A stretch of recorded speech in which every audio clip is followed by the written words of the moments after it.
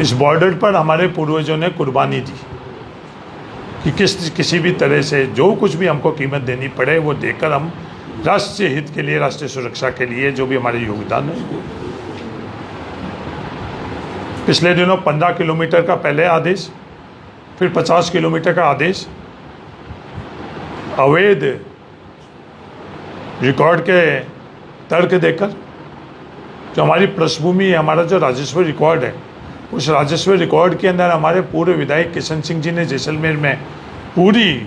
Detail में बताया कि हमारे पूर्वजों के पास उस समय जब खातेदारी थी, उस खातेदारी के संदर्भ में हमारी सफ़र क्या रहा। वो सब जानने के बावजूद आज सिर्फ राजनीतिक एजेंडा, क्योंकि देश के किसान जान चुके हैं, उनको पेट्रोल नहीं मिल रहा है, फर्टिलाइज़र की क्या स्थिति देश के अंदर है, जो विद्यार्थी है उनकी परीक्षा प्रणाली को ख़त्म कर दिया गया, रोजगार को ख़त्म कर दिया गया, व्यापार को ख़त्म कर दिया गया, सिर्फ डाइवर्ट करने के लिए मुद्दा कैसे बनाए, उस मकसद से आज हमारे बॉर्डर को भी बख्श नहीं रहे। मेरा अनुरोध है आपके माध्यम से,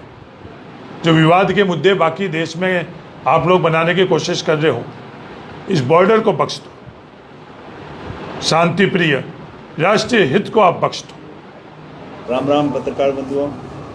पिछले 1-2 दिन से ये अलग अलग गांवों से फ़ोन आ रहे थे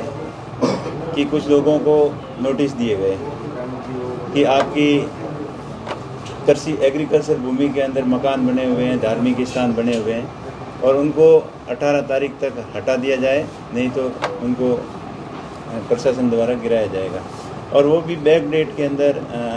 नोटिस मिलने से आम लोगों के अंदर थोड़ी दहशत और भय का माहौल बना हुआ है। वैसे हमारा थार का क्षेत्र हमेशा सदियों से भाईचारे का प्रतीक रहा है। जब भी राष्ट्रीय सुरक्षा की बात आई हो या देश के अंदर किसी भी प्रकार का माहौल हो, या 1965 का युद्ध हो या 47 का युद्ध हो, जब भी इस क्षेत्र के देश के ऊपर संकट आया तो स्थानीय लोगों ने कंधे से कंधा मिलाकर जवानों का साथ दिया और राष्ट्रीय सुरक्षा को अपना पहले प्रथम मानकर हमेशा राष्ट्र की सेवा के अंदर आगे अग्रिम पंक्ति के अंदर खड़े रहे। यहाँ के जवान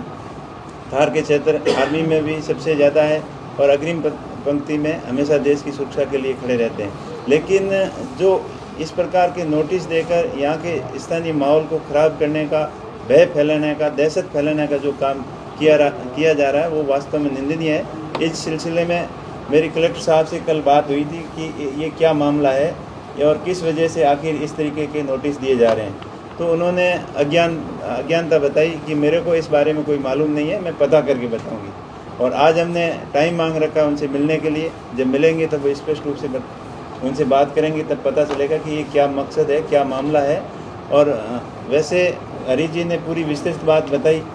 वही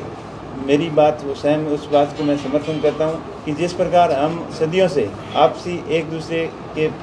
त्यौहार में, शादी समारोह में आपस में एक दूसरे के भाई की तरह रहते हैं, तो विशेष टारगेट करके जो नोटिस दिए हैं वो बहुत ही निंदनीय है। और वैसे हमने न्यूज़पेपर में भी कल भास्कर की रिपोर्ट में पढ़ा था कि बॉर्डर के 50 किलोमीटर एरिया के अंदर ये नोटिस दिए जा रहे हैं। तो इनके पीछे मकसद क्या है, इसका